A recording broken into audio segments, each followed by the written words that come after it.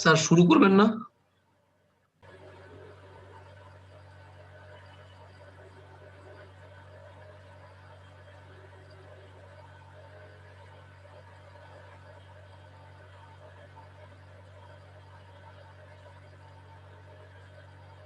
ওকে, আমরা Mendel second law শেষ করে ফেলেছি, তাই না? সেখানে আমরা অ্যাপিস্টাসিসও গতকালকে শেষ করতে পেরেছি, যে অ্যাপিস্টাসিস মানে হচ্ছে যে এমন একটা জিন থাকবে যেটা কিনা আদার্স কোনো অ্যালিলকে তার যে এক্সপ্রেশন সেটাতে বাধা দিবে বা তাকে সাপ্রেস করে দিবে। আমরা কমপ্লিমেন্টারি জিনও গতকালকে পড়ে ফেলেছি, যেখানে আমরা দেখেছি যে আমি ছাড়া তুমি অচল, তুমি ছাড়া আমি অচল। আজকে আমরা তৃতীয় আরেকটি সমস্যা নিয়ে আলোচনা করব, সেটা হচ্ছে ডুপ্লিকেট রিসেসিভ এপিস্টাসিস। এটার ব্যাখ্যাটা অনেক মজার। সেটা হচ্ছে, দেখো, deaf and mutism. Deaf and mutism মানে কি বলতো?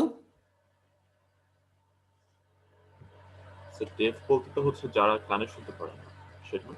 আর আর মিউটিজম এটা মানে হচ্ছে মিউটেন্ট, কথা বলতে পারবে না, মিউট, তাই না? জি স্যার। তো আমরা এরকম কিন্তু সমাজে অনেকেই দেখি যে কিনা কথা বলতে পারে না, আবার কানেও শোনে না। সারপ্রাইজিংলি, যে কানে শোনে না সে কথা বলতে পারে না, আবার যে কথা বলতে পারে না সে কানেও শোনে না। অর্থাৎ যারা বোবা এরা কিন্তু কানে শোনে না। তার করলে দেখতে পাবে সত্যি যে যারা বোবা এরা কিন্তু কানে কম শোনে বা শোনে না। এই জন্য এদের জন্য আলাদা একটা স্কুল খোলা হয়েছে, মুক বধির স্কুল। কমিউনিকেট করা খুব কষ্ট না স্যার ওদের জন্য? সেটাই বলছি, যে বিটিভিতে যখন নিউজ প্রেজেন্ট করে দেখবে একটা কোনায় কিন্তু একজন ইশারার সাথে, নিউজের নিচে কোনায় একজন নিউজ পড়ে ইশারার মাধ্যমে। কখনো দেখেছো? জি স্যার, দেখেছি। Yes sir. ওই ইশারাগুলো, সাইনগুলো ইউজ করা হয় কাদের জন্য? যারা হচ্ছে এরকম ডেফ এন্ড মিউট, তাদের জন্য হচ্ছে যে এটা ব্যবহার করা হয়। তো এখানে খুব একটা মজার ঘটনা আছে, জেনেটিক রিজন, এই কারণেই তারা ডেফ এন্ড মিউট দুটো প্যারালালি হয়। সেটা এক্সপ্লেন করলে তোমাদের খুব অবাক হয়ে যাবা, যে ডেফ সাধারণত ধরো ডিডি জিন থাকলে সে কানে শুনবে, আর যদি তার টকিং জিন, লাইক ধরো আমরা টিটি দিয়ে এক্সপ্লেন করি, টকিং জিন আছে তার মানে সে কানেও শুনবে, কথাও বলতে পারবে, স্বাভাবিক, তাই না? এটা কি নর্মাল, তাই তো? আর যদি এমন হয় যে কানে শোনার জিনটা আছে তার, বাট তার টকিং জিন, কথা বলার জিনটা নাই, তখনই সে হয়ে যাবে কি? Deaf and mute. কথাটা বুঝতে পেরেছো? এখন প্রশ্ন হচ্ছে, স্যার তার তো কানে শোনা, সে কেন ডেফ অ্যান্ড মিউট হবে? এর মেইন রিজনটা খুবই অ্যামেজিং, যে এই যে তার কথা বলার জিনটা যে নাই, এইটা না থাকার সেই জিনটাকে সাপ্রেস করে বসে আছে, অর্থাৎ সে তাকে প্রকাশ পেতে দিবে না। সেম ঘটনা এরকম ভাবেও হতে পারে যে তার কানে শোনার জিন নাই কিন্তু টকিং জিনটা আছে, আলটিমেট রেজাল্ট কিন্তু এই সেম, সেও হবে কি? ডিফ অ্যান্ড মিউট। কথাটা বুঝতে পেরেছো? কারণটা কি? কারণটা হচ্ছে, যখন একজন ডাবল ভাবে রিসেসিভ থাকবে, ডাবল রিসেসিভ, দেখো, তখন সে কি করবে? আরেকটা জিন যে আছে, আরেকটা এক ধরনের অ্যাপিস্টাসিস, বাট অ্যাপিস্টাসিস একটু ডিফারেন্ট। এটাকে বলা হয় ডাবল রিসেসিভ অ্যাপিস্টাসিস বা ডুপ্লিকেট রিসেসিভ অ্যাপিস্টাসিস। ক্লিয়ার? আর আগেরটা ছিল কি? ডমিনেন্ট অ্যাপিস্টাসিস। স্যার এটা আবার একটু স্যার বলবেন স্যার? হ্যাঁ বলছি। আমরা গতকালকে যে অ্যাপিস্টাসিসটা পড়েছি সেখানে আই একা থাকলেও কিন্তু ওই কালারটাকে সাপ্রেস করতো, আর ডাবল থাকলে তো কোনো কথাই নাই, বাট ডমিনেন্ট অবস্থায় থাকলে শুধু সে কাজটা করতো।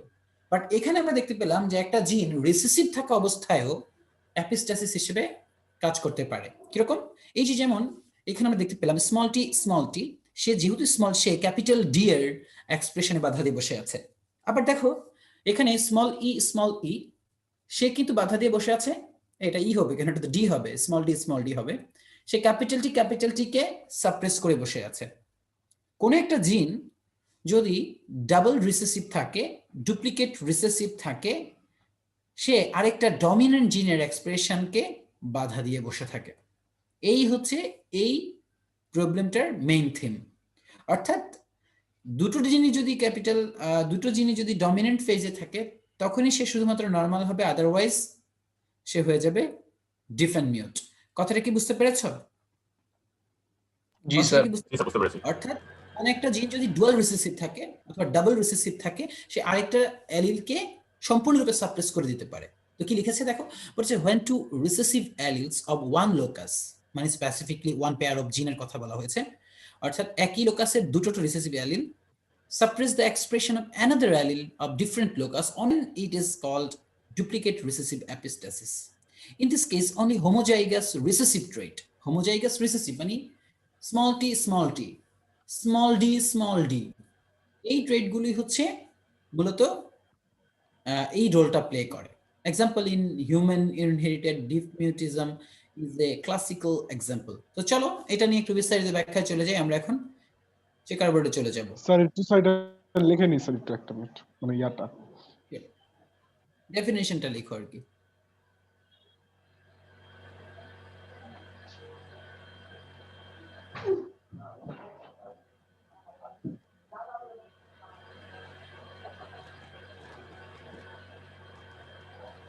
লেখা হয়ে গেলে বলবে আমাকে।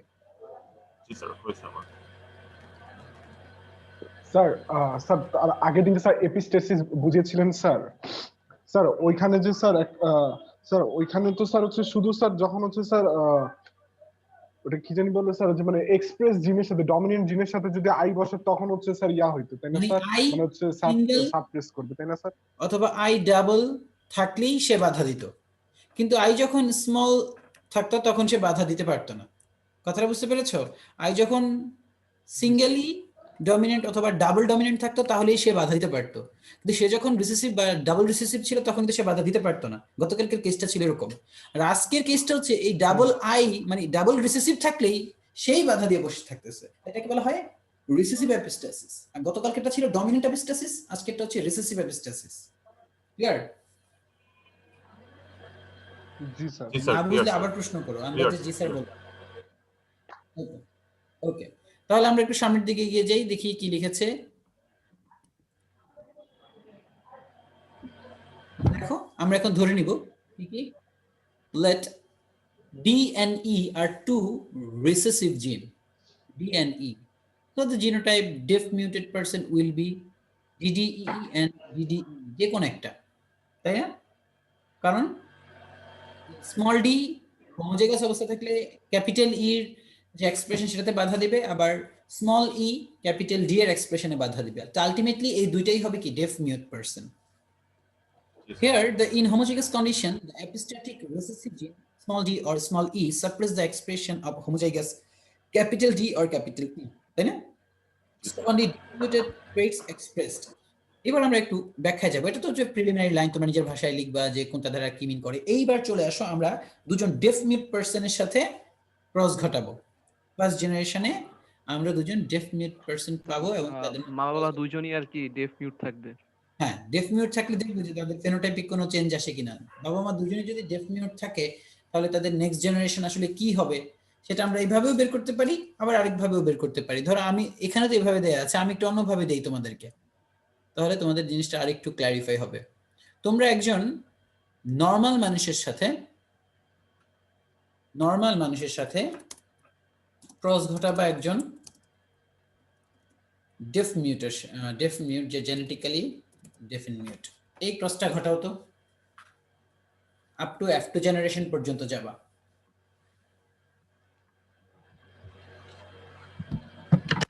স্যার মানে হচ্ছে ডাবল ই কি স্যার হচ্ছে নরমাল মানুষ, তাই না স্যার?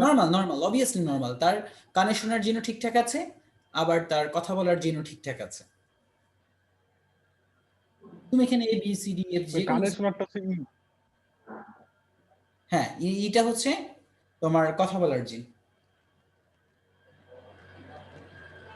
ধরে নাও তুমি যে কোনো একটা ধরে নিয়ে কাজ করো, কোনো সমস্যা নেই। F2 জেনারেশনে চেকার বোর্ড পর্যন্ত চলে যাবা। চেকার বোর্ডে গিয়ে দেখো ফিনোটাইপিক রেশিও কত আসে। না বুঝলে প্রশ্ন করো।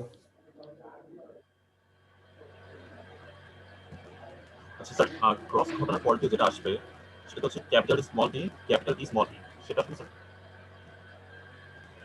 ফার্স্ট বুঝলাম না তোমার কথা।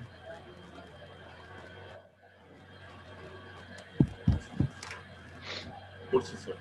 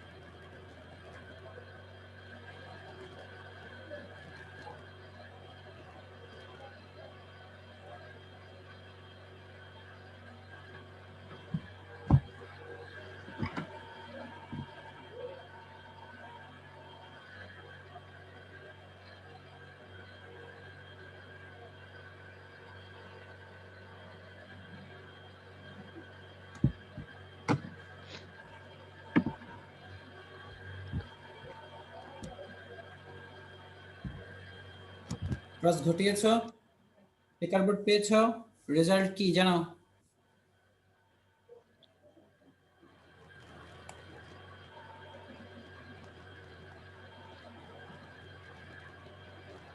Ratio 9:7 sir. সুপার, যা 97 এসেছে তারটা হয়েছে।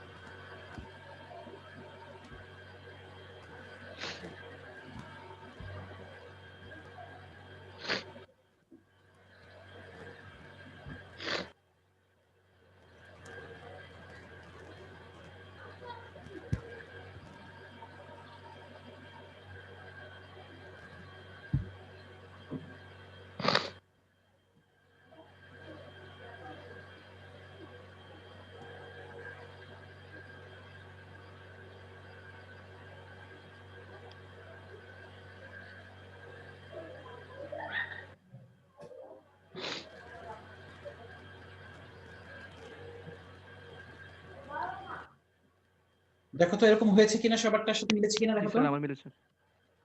ওকে ফাইন, তাহলে কাকে জিজ্ঞেস করবো? মাইক্রোফোনটা মিউট রাখো। ইফতি, ইফতি বলো তো প্রথমটা কি হবে? জি স্যার। প্রথমটা কি হবে? ফার্স্ট যেটা আছে। স্যার স্যার ওইটা হচ্ছে স্যার নরমাল স্যার, মানে নরমাল হিউম্যান বিং। ওকে, এটা কি হবে? এটা এটাও স্যার নরমাল। গুড। এটা এটাও নরমাল স্যার। গুড। এটা এটা নর্মাল নরমাল। এটাও নরমাল। এটা নর্মাল নরমাল স্যার। নরমাল। এটা নরমাল স্যার। নরমাল। এটা নরমাল স্যার। এটা নর্মাল এটা নরমাল। তাহলে বলো এইটা কি হবে? এটাও এটা নরমাল। নর্মাল এছাড়া বাকি যে সাতটা আছে এরা হবে ডেফ মিউট।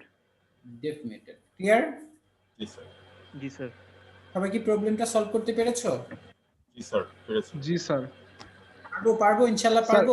স্যার পারবো স্যার স্যার এখানে একটা কোশ্চেন আছে স্যার আমার স্যার। বলো বলো। এটা স্যার ডাবল যে ইয়ারটা, এটার জন্যই তো স্যার হচ্ছে মিউট হচ্ছে, মিউট অথবা ডেফ হচ্ছে, তাই না স্যার? অবশ্যই। Okay sir. আর কার কোনো প্রশ্ন আছে? না স্যার নেই বাট স্যার এই যে যেটা আপনার স্লাইডে যেটা ছিল ওইটা কি একটু দেখাতে পারবেন? স্লাইডে যেটা ছিল হ্যাঁ, সেটা দেখাতে পারবো। একই জিনিস, ডেফ মিউটের সাথে ডেফ কিন্তু স্লাইডটা একটু অন্যরকম। এই জন্য আমি আমার মতো করে সাজিয়ে দিলাম যাতে সহজে এক্সপ্লেন করতে পারো। স্লাইডটা তো অবশ্যই দিতে পারবে। এই যে ওইখানে ওরা ওই F1 জেনারেশন সরাসরি ক্রস ঘটাই ফেলছে, বুঝছো? F1 জেনারেশন নিয়ে অথবা দুজন ডেফ মিউটের সাথে ক্রস ঘটিয়েছে। একটা ডেফ মিউটের কারণ হচ্ছে ক্যাপিটাল ডি স্মল ই, আর একটা হচ্ছে স্মল ডি ক্যাপিটাল ই। দুজনই ডেফ মিউট, বাট দুই রিজনে ডেফ মিউট। কথাটা বুঝতে পেরেছো? সেটা তো স্যার কারোর সমস্যা হচ্ছে না স্যার, সবাই নর্মাল হবে। হ্যাঁ, ফার্স্ট জেনারেশনে কোনো সমস্যা হবে না, কিন্তু সেকেন্ড জেনারেশনে যে বিপদ। আচ্ছা আচ্ছা বুঝতে পেরেছি। তাই না? এগুলো তো আমরা জেনেই গিয়েছি, তাই না? জি স্যার এটা স্ক্রিনশট রেখে দিতে পারো, যদি এগুলো তোমরা জানো কিভাবে লিখতে হয়। রিজনটা স্যার এখানে একটু লিখে। স্যার নিয়ে নিই স্যার। হ্যাঁ হ্যাঁ, শিওর শিওর। নিয়েছো? জি স্যার নাও ইয়েস স্যার। এবার আমরা মজার একটা প্রবলেমে যাব। খুবই মজার একটা প্রবলেম, যার নাম হচ্ছে পলিজেনিক ইনহেরিটেন্স। যেমন আমরা একজন খুব কালো, একজন আবার একটু হালকা ফর্সা, একজন মোটামুটি মাঝারি রকমের ফর্সা, একদম আবার অতিরিক্ত ফর্সা, একজন হচ্ছে ধরো ওই যে যার হোয়াইট, তাই না? শ্বেতাঙ্গ যাদেরকে বলে।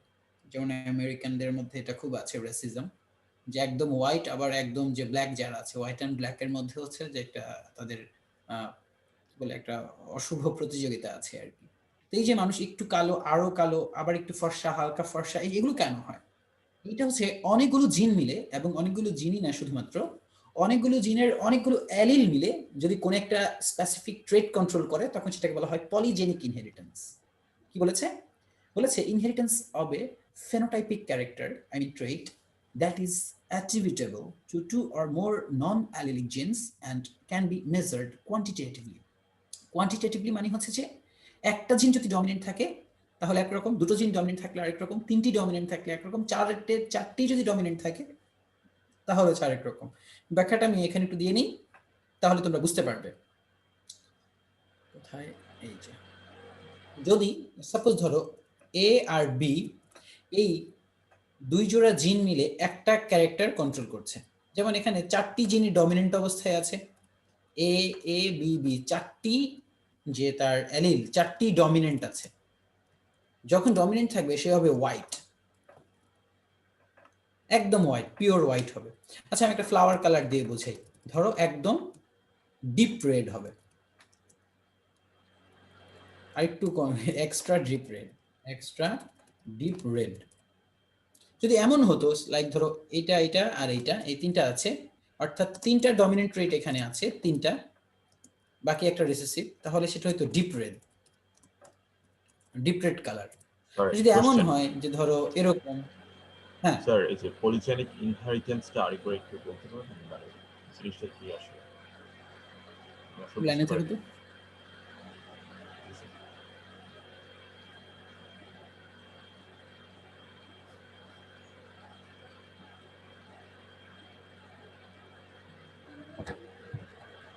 কি বললাম যে পলিজেনিক মানে হচ্ছে একটা জিনের প্রত্যেকটা অ্যালিল হচ্ছে এখানে রেসপন্সিবল। দেখো এখানে এ আর বি টু পেয়ার অফ জিন আছে, বাট এখানে প্রত্যেকটা অ্যালিল গুরুত্বপূর্ণ, যেহেতু এখানে বলেছিলাম যে এটা হচ্ছে তোমার মধ্যে কি অ্যাট্রিবিউটেবল, এবং এটা হচ্ছে কোয়ান্টিটেটিভলি এটাকে কন্ট্রোল করা হবে। কোয়ান্টিটির দিক থেকে কয়টা তোমার জিন এখানে ডমিনেন্ট আছে সেটার উপর ডিপেন্ড করে। যেমন এখানে দুইটা আছে, তখন সে হয়ে যাবে রেড। যদি এমন হতো যে ধরো একটা আছে, বাকিগুলো হচ্ছে সব রিসেসিভ, তখন অর্থাৎ এখানে একটা আছে, এটা হতো লাইট রেড। দেখো এখন কমে যাচ্ছে আর একটু। আর যদি এমন হয় তাহলে আর কোনো কালারই থাকবে না, হয়ে যাবে হোয়াইট। কথাটা বুঝতে পেরেছো? জি স্যার, কথাটা বুঝতে পেরেছো? বুঝতে পেরেছি। স্যার একটু আবার একটু বলবেন, আমার এখানে ইন্টারনেট কানেকশন একটু খারাপ তো স্যার, একটু স্যার ভেঙে ভেঙে আসতেছে কথা। এখানে আমরা সরি স্যার। পলিজেনিক ইনহেরিটেন্স নিয়ে গবেষণা করছি। পলিজেনিক মানে হচ্ছে একজোড়া জিনের প্রত্যেকটা অ্যালিল যখন কোন একটা ক্যারেক্টারকে কন্ট্রোল করবে কোয়ান্টিটেটিভলি, তখন সেটাকে বলা হয় পলিজেনিক ইনহেরিটেন্স। যেমন এ এ বি বি, প্রত্যেকটা কি? প্রত্যেকটা অ্যালিল, প্রত্যেকটা অ্যালিল অ্যালিল, যেমন এ একটা অ্যালিল, এ একটা অ্যালিল, বি একটা অ্যালিল, বি আরেকটা অ্যালিল, তাই না? প্রত্যেকটা অ্যালিল যখন একটা নির্দিষ্ট ট্রেটকে কন্ট্রোল করবে, যেমন চারটা অ্যালিলই যদি ডমিনেন্ট থাকে তখন সেটা হয় এক্সট্রা ডিপ রেড। যখন তিনটা ডমিনেন্ট থাকে তখন ডিপ রেড, দুইটা ডমিনেন্ট থাকলে আরেকটু কমে যায় রেড, একটা ডমিনেন্ট থাকলে লাইট রেড, আর যদি কোনোটাই ডমিনেন্ট না থাকে মানে জিরো, দ্যাট ইজ হোয়াইট। তাহলে এখন তোমরা একটা ক্রস ঘটাবে তাড়াতাড়ি দ্রুততার সহিত, এটা আমার শুধু স্যার রেজাল্ট স্যার দরকার। একটা মিনিট স্যার, একটু স্যার, স্যার আমি একটু স্যার একটু বলো মানে না, এটা একটু লিখে নি স্যার, হচ্ছে ইয়াটা বলো মানে বলো, স্যার যে অবশ্যই লিখে ফেলো, সবারই লিখতে হবে, কারণ এটা এত সহজ না যেটা এখন দিব। এক্সট্রা ডিপ রেডের সাথে হোয়াইটের ক্রস ঘটাবা, দেখো তো F2 জেনারেশনে যে কি পাও।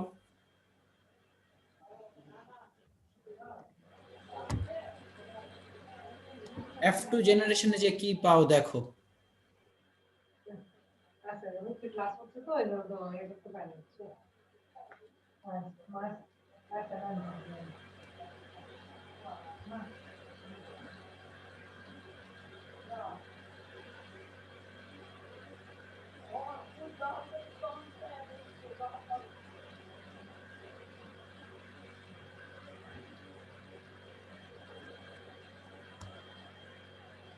স্যার এটাকে আমরা চেকার বোর্ড বানাবো আর সামথিং নাকি আপনি বলবেন?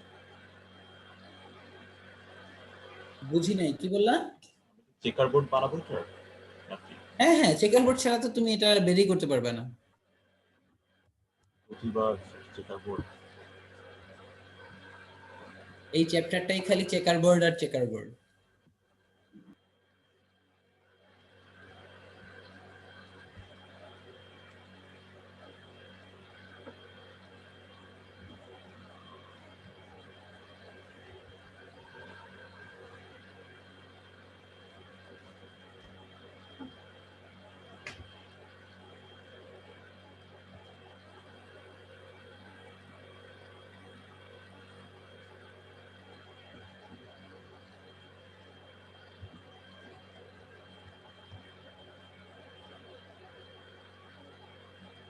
স্যার এগুলোর কি কোনো ফর্মুলা নেই যেটাতে মানে আমরা চেকার বোর্ড ছাড়া রেশিওটা বের করতে পারবো এরকম?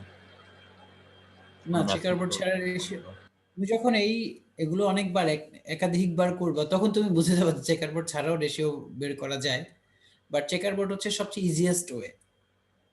ওইভাবে তোমার ভুল হওয়ার একটা সম্ভাবনা থাকবে, মুখস্থ হয়ে যাবে বিষয়টা। মানে তুমি যে বুঝছো এটা টিচার বুঝবে না, টিচার ভাবে তুমি মুখস্থ করে ফেলছো।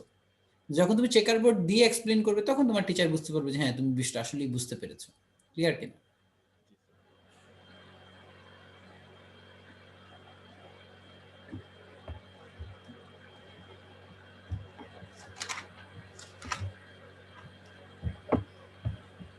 আচ্ছা স্যার, এটা তো আমরা পুরাতন যে চেকার বোর্ড গুলো আছে সেটা দেখেও তো বলতে পারি স্যার। বলে দিচ্ছি পুরাতন কোন চেকার বোর্ডে কি এবিসিডি আছে?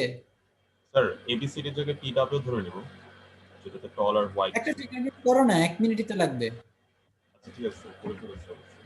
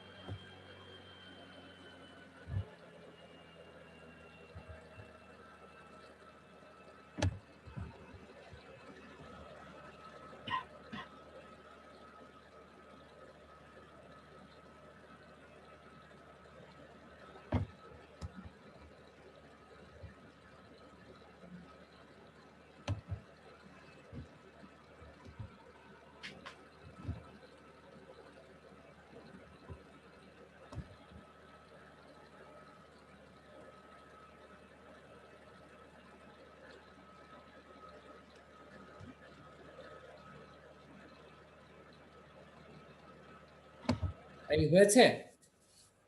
এত সময় Almost. লাগতেছে কেন? স্যার একটু sir. Almost.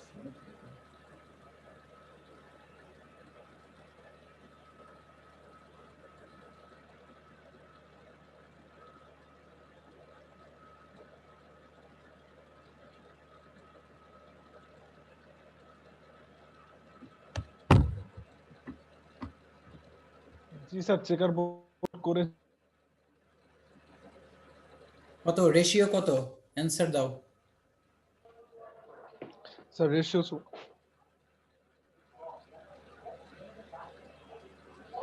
Sir 1 minute sir. Sir রেশিওটা করতে ভুলে গেছি, রেশিওটা করে নিন স্যার, একটা minute sir.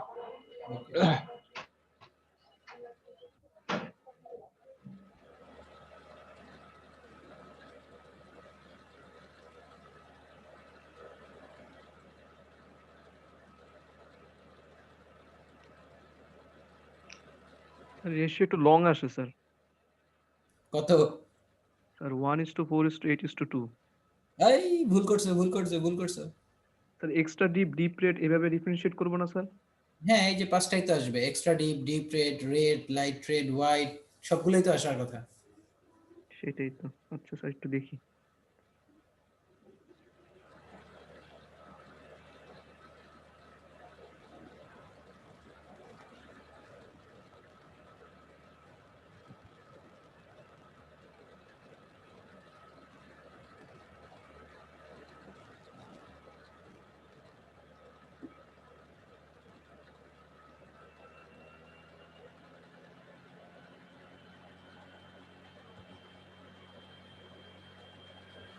Sir, sir, it must be 1:4:4:4:1.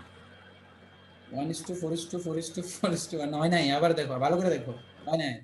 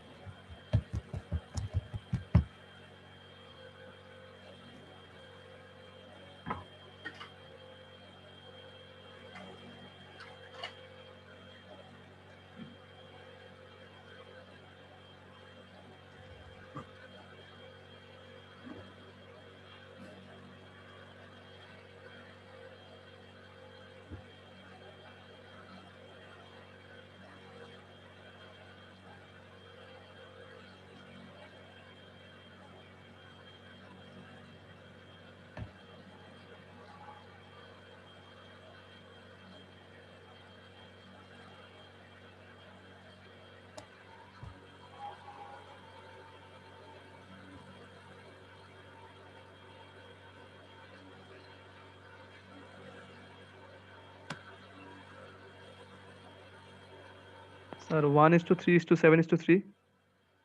হয় নাই, কি করো না করো মিয়া।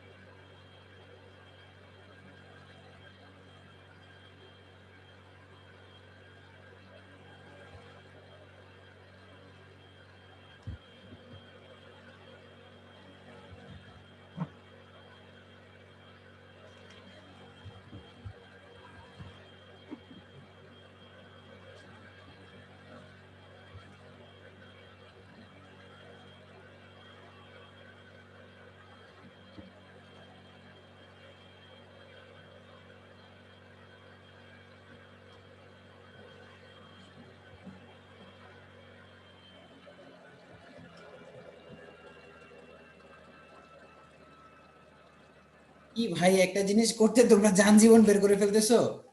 স্যার এটা আপনি করা দেন না স্যার, বুঝতেছি না কিছু। এই সহজ স্যার, করে দেই। আমাকে একটা মিনিট দেন স্যার, আমি বের করে ফেলবো স্যার। একটু এই একটা যে মিনিট। দেখো, 4 আছে কয়টাতে, মানে 4টাই বড় আছে কয়টাতে, তারপর 3টা ডমিনেন্ট আছে কোনটাতে, 3টা 2টা, এইভাবে 4 3 2 1 দিয়ে লিখো চেকার বোর্ডের ভেতরে। হাই হাই রে, যান জীবন বের করে ফেলতেছে এরা।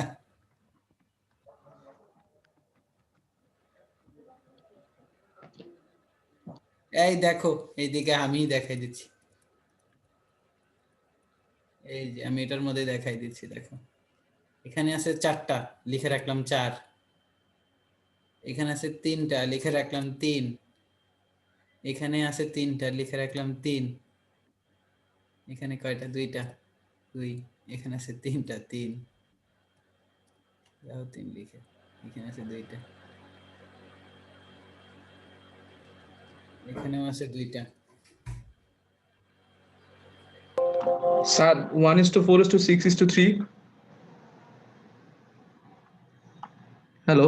হ্যাঁ, 1:4:6 ইন্টু, তারপর আবার ভুল করছো, টোটাল 16টা ঘর, যোগ দিয়ে দেখো তোমার কয়টা হয়েছে। 1:4:6 হয় কত, 11। তারপরে 3 যোগ করলে হয় কত, 14। কিন্তু এখানে তো 16টা ঘর, 16 হবে না টোটাল।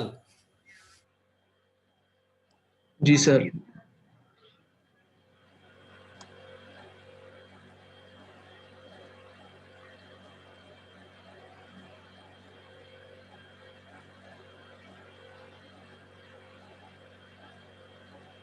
স্যার 4:4 মানে লাস্টে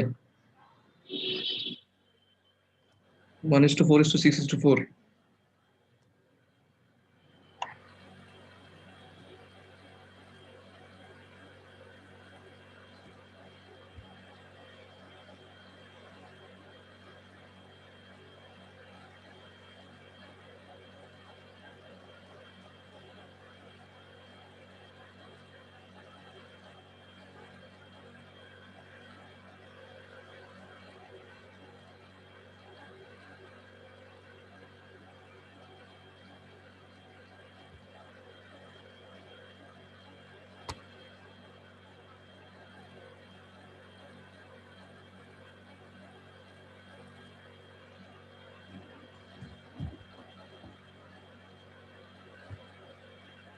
কি হলো? স্যার এইবার মনে হয় আমারটা হয়েছে স্যার, যেটা বললাম আপনাকে লাস্টে। কি হয়েছে, কত হয়েছে? স্যার বলছিলাম 1:4:6:4। হ্যাঁ, স্যার হ্যাঁ, 1:4:6:4:1 হবে না স্যার? হ্যাঁ, এইবার ঠিক আছে, এইবার ঠিক আছে। স্যার লাস্টেরটা আমি 0 ধরছি স্যার। এ এ জিরো বি বি। জিরো এটা কেন, তো এটা একটা ওয়ান না? ক্যারেক্টার। ওহো, সরি স্যার। আর এই হচ্ছে 0, 0 তো হচ্ছে 1, এটা তো একটা ক্যারেক্টার, 0 হইলেও তো হয়। তাহলে দেখো 1:4:6:4:1, তাই না? জি স্যার। হয়েছে, বুঝতে পেরেছো?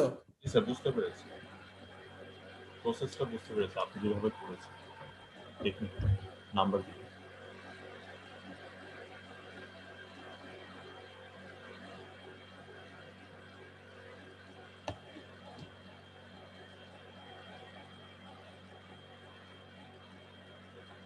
স্যার কি স্যার 1:4:6 4:1? হ্যাঁ এক্স্যাক্টলি। Okay sir.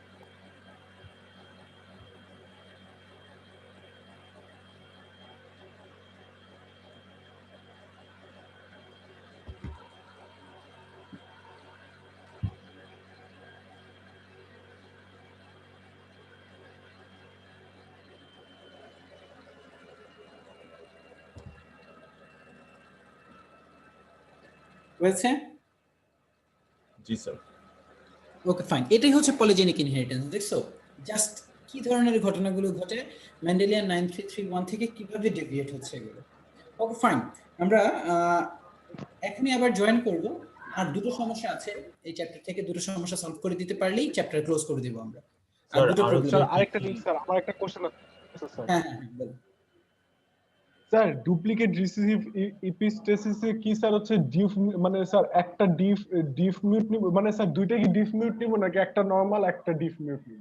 আমি যেভাবে দিয়েছি এভাবে নিলেও পারো, আবার দুইটা ডিফ মিউট নিলেও পারো, both are correct. Okay sir, okay. Okay sir, thank you sir.